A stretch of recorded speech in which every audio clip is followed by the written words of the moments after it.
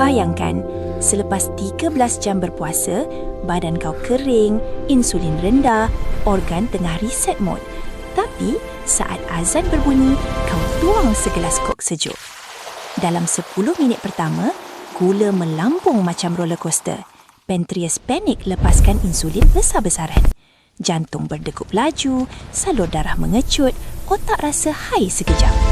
30 minit kemudian, tenaga jatuh mendadak. Kau rasa lemau, lapar semula. Asid fosforik mula ganggu penyerapan kalsium. Perlahan-lahan tulang jadi lemah. Hati pula tukar lebihan gula jadi lemak, simpan dalam perut. Kalau ulang setiap hari, risiko insulin resistance, berat naik, tekanan darah meningkat, jantung bekerja lebih kuat dari sepatutnya. Badan kau baru je puasa untuk pulih, tapi setiap petang kau tekan butang restart damage. Soalan dia, berbuka untuk sihat atau berbuka untuk rosakkan perlahan-lahan?